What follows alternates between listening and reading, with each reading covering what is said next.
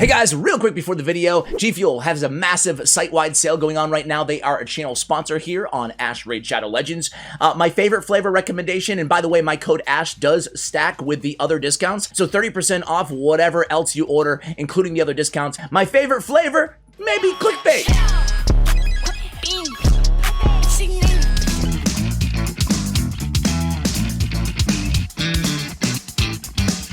What's going on? It's Ash here coming at you today in Raid Shadow Legends. How you guys doing? I'm recovered from my root canal, kind of.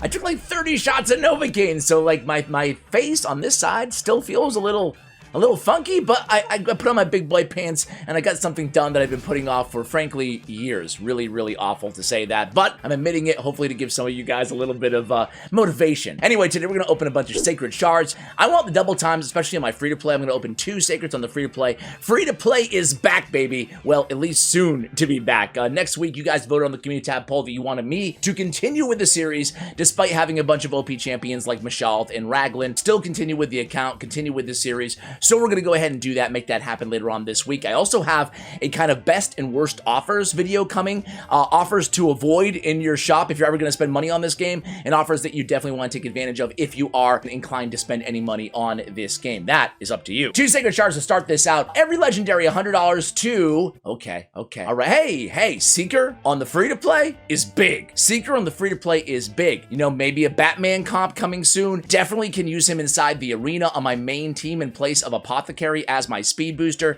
because of his A2.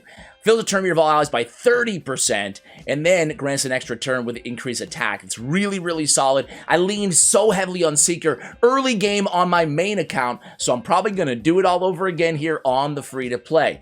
It also has a provoke on his A1. Then he has this really cool passive. Heals his chain by 20% and places increased defense on all allies when hit with a critical hit. That happens once per 5 turns, but in the arena, sometimes once is all you need. As I mentioned, $100 to charity. We're going to give it to the Arc of the United States.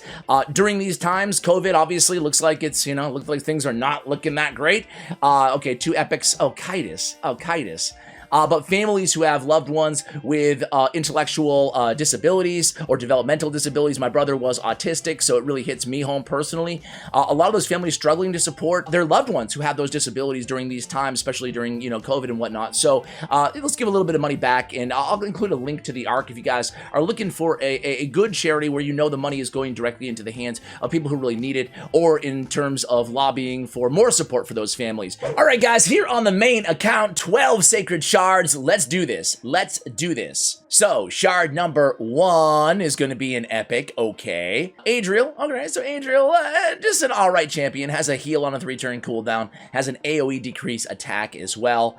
Cannot be critical. What's up with that? What's up with the cannot be critical? Alright, we get an epic here. We have Fane. Any of you guys max out Fane? You guys use her? I see some people using her in kind of endgame clan boss, even against some Doom Tower bosses as well.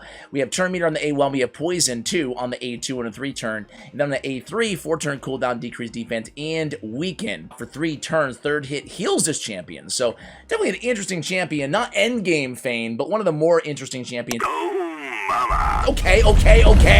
Mashald, number 3, baby. So we have Mashald, as I mentioned, on the free-to-play account, and then we have Mashald on the main account times 2. So we get a dupe here. I don't know. No mention of the dupe system on the, I'm not sure if you guys saw on the Reddit. I'll include it in the show notes below, but Reddit had an interview translated from Russian with Cyrilla, community manager. Long story short, no word at all on the dupe system. The bad version, the good version, what is it going to be? Either way, Mashald is a beast. Will attack enemies under leech on his A1, on his A2, increased speed, increased crit damage, and an extra turn at the end when ascended. Plays a true fear and a leech on all enemies for 2 turns. This is all on a 3-turn cooldown. All on a 3-turn cooldown. Increased crit damage, increased speed, true fear, leech, extra turn. Tornado is still one of the better abilities, really in contention for one of the best abilities inside the entire game. Has 1 enemy continuous heal on himself, keeps himself healed up, damage increases if the target has no buffs on a 3-turn cooldown on open wounds, and then has a good attack aura in dungeons by 34%. Mashald, and $100 towards the Arc. All right, so here we go. It's going to be Skull Crown, Steel Skull, excuse me. Steel Skull, Skull Crown, all the same, all the same. Steel Skull is cool. He's fast for a big fella. He's fast. He's got a great heal and a cleanse on, heal in the cleanse on the A2 on 3-turn cooldown, and increased defense on the A3 with the heal. Really good for clan boss support. Has a poison as well on the A1 big version at a 35% chance of landing. Not too bad. Definitely one of the OG clan boss support champions, or just overall support champions in the game. Bergoth the Malformed, don't call me Coffin Smasher. They look very, very, very similar, both from the Night Revenant faction. We have a one enemy continuous heal on himself on the A1, on the A2, and AoE provoke, and then on the A3, whenever this champion is attacked, heals all allies except this champion by 20% of the damage received. He's not a trash champion, not one of the best champions in the game. I myself am a bigger fan of Vogoth, who was introduced after him. He was an old fragment summon champion. Adriel, welcome to the team again. Next up, we get another epic, and it's going to be Jizgard the Sigiled. So I actually think this dude is pretty good. He's one of the newer Beta Lord champions added to the game. On his A1, he has a decreased attack. Solid. That's a 75% chance at landing as well for 1 turn, though. On the A2, we have an AoE with a provoke. That's a 75% chance on a 3-turn cooldown. A shield equal to 25% of his max HP on himself for 2 turns. Then on the A3, we get increased defense and increased attack on all allies for 2 turns on a 3-turn cooldown. That's a really, really good just overall support ability for your nukers, helping out, well, really everybody on your team. Your nukers, your defense-based champions, and just let everybody survive a little bit longer. And then fills the champion's turn meter by 15% whenever they're attacked by an enemy under provoke or increase attack buff. I think he's a good champion overall. Again, not one of the best epics in the game, but certainly solid. Same thing with Vergis. I don't know, I wouldn't say the best epic in the game, but man, after his buff, he's really, really solid. This guy can solo Scarab King, guys. He's got Ally Protect, Continuous Heal, Increased Speed, Reflect Damage, Increased Defense for 3 turns here on the first 3 on a target ally. Aegis is one of the best single target buffers in the game abilities. And then he's difficult to kill because of this passive. He has a shield on himself whenever he loses a lot of HP. He has Continuous Heal as well, and this can be booked down to a 1 turn. This dude's tough to kill. 33% defense in dungeons. A great dungeon support champion overall, as well as a Doom Tower. Here we go. Give me some. Oh, gosh, Virgum Car. You take up the whole screen. They had to give me a fragment summon champion. Was he a fragment or a fusion? I get them all confused, guys. Either way, the big fella, some people love him, some people hate him. Most people hate him, I would say. I am kind of neutral. He's not the trashiest champion in the game, but he's definitely a little bit underwhelming overall. He has a stun on his A1. On his A2, he removes all provoke debuffs on a random, on all allies, excuse me. Removes all provokes and 1 extra debuff from all allies. Has an increased defense for 2 turns. Also a shield on all allies. 20% of this champion's max HP on a 3-turn cooldown. Honored Ancient is actually a really, really good ability. It's the best part of his kit, in my opinion. On the A3, though, 3-turn cooldown, attacks all enemies, removes 1 buff from each enemy, and then has a 75% chance of removing 2 buffs from each enemy that cannot be booked up more. Plays a heal reduction debuff for 3 turns on enemies who have 1 or more buffs removed. Also plays decreased defense for 2 turns on enemies who have 2 buffs removed.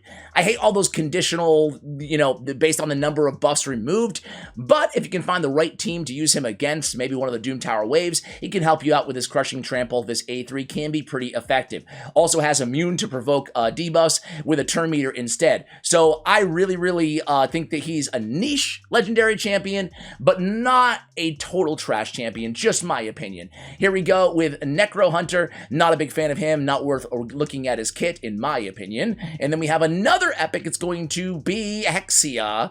Hexia, doesn't she have a really hard-hitting A3? Attacks 1 enemy, heals the champion by 50% of the damage. I'll include the multipliers just in case it does. Increase speed buff on this champion. I might be thinking of somebody else. Increase attack. Very, very average champion overall, in my opinion, on Hexia.